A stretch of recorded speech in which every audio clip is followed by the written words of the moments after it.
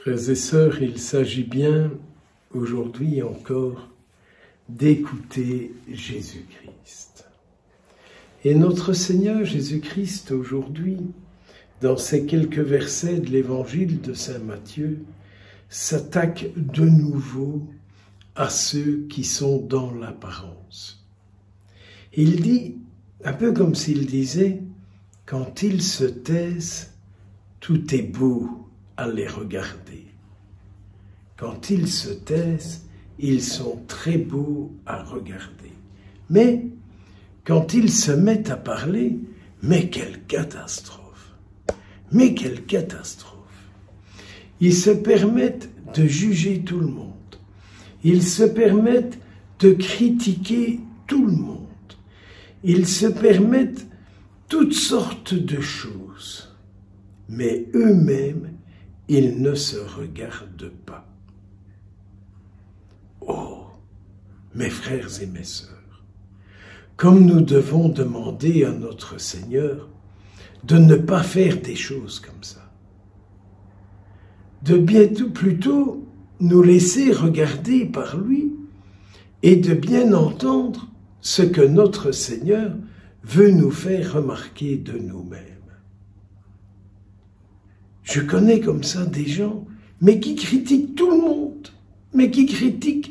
monde, qui disent qu'eux, ils ont une bonne éducation, les autres n'ont pas une bonne éducation, eux, ils savent comment il faut faire, ce qu'il faut manger, ce qu'il faut boire, comment il faut croire, comment il faut pratiquer.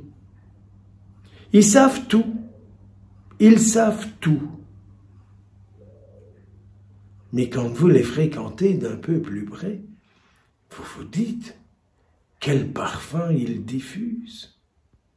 Certainement pas celui de l'amour du Christ. Or, nous sommes bien appelés, vous et moi, à diffuser la bonne odeur de Jésus-Christ. Qu'est-ce que c'est que diffuser la bonne odeur de Jésus-Christ? Si ce n'est que lorsqu'on nous rencontre, on se sent bien, on est heureux, on est compris, on est valorisé, on est reconnu, on existe. Donc, de rencontrer des gens qui nous aident à sortir de nous tout ce qui fait du bien aux autres. Ces gens-là, ils diffusent tout ce qui fait du mal aux autres. Et ils ne se rendent même pas compte comme ils se détruisent. Je pense à des gens qui se plaignent que leurs amis, que leurs connaissances ne les invitent plus, ne les accueillent plus, ne les reçoivent plus. Et c'est pas de leur faute, c'est de la faute des autres. Je sais, mes frères et mes sœurs, que c'est très difficile de reconnaître ce qui n'est pas bien en soi. Mais dites-moi un peu, est-ce qu'on peut soigner une maladie qu'on ne connaît pas?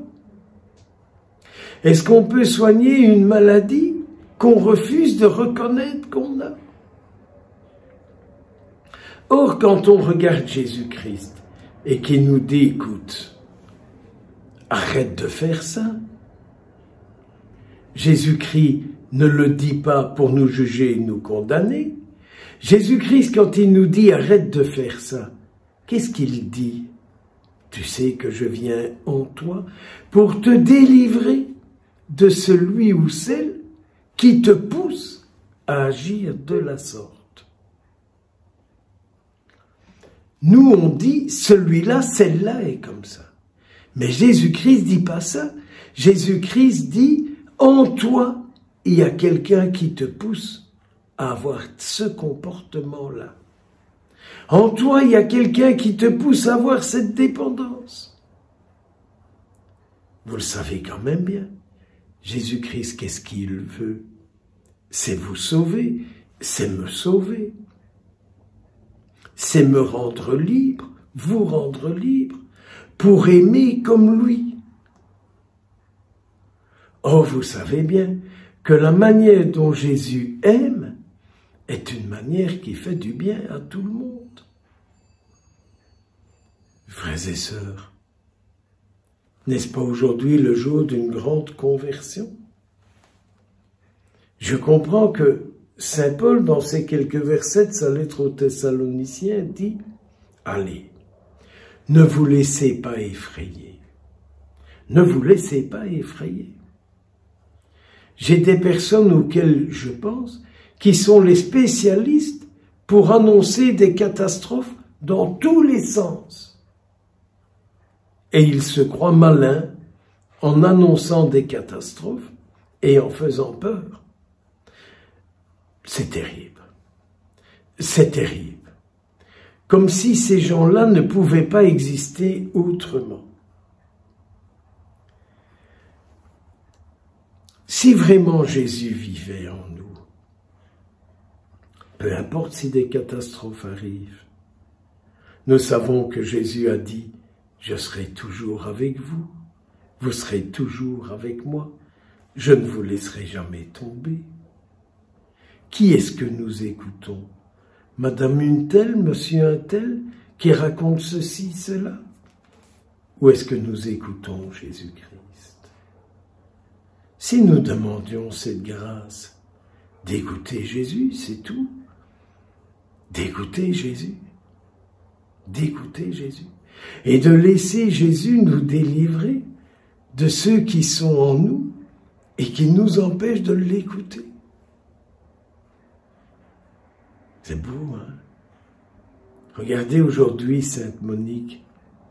Elle s'est rendue compte que son fils Augustin faisait toutes sortes de conneries possibles et imaginables. Et elle savait bien que tout ce qu'elle pouvait dire à son fils Augustin n'allait pas le changer, mais bien du contraire. Elle est allée toujours auprès de Jésus et elle a supplié Jésus de trouver le moment d'aller récupérer Saint Augustin et d'en faire un grand homme pour lui. Mes frères et mes sœurs, qu'est-ce que je demande à Jésus pour vous et que vous allez demander pour moi? Que le Seigneur fasse de vous, de moi, un grand homme, une grande femme,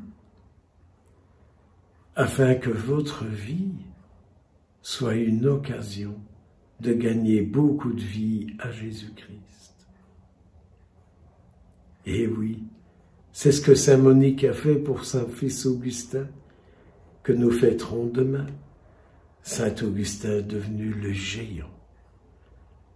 géant de la foi en Jésus-Christ. Alors, que Jésus-Christ vous réconforte, qu'il affirme, qu'il fortifie votre cœur et qu'il soit celui qui parle à travers vous et que le bien que vous ferez, ce sera le bien de Jésus-Christ. Sainte Monique, prie pour chacun de nous comme tu as prié pour ton fils Augustin. Et là où tu es, le Seigneur ne te refusera rien, surtout pas de faire de vrais disciples de Jésus-Christ en tous ceux qui le souhaitent. Amen. Au nom du Père, et du Fils, et du Saint-Esprit. Bonne fête à toutes les Moniques.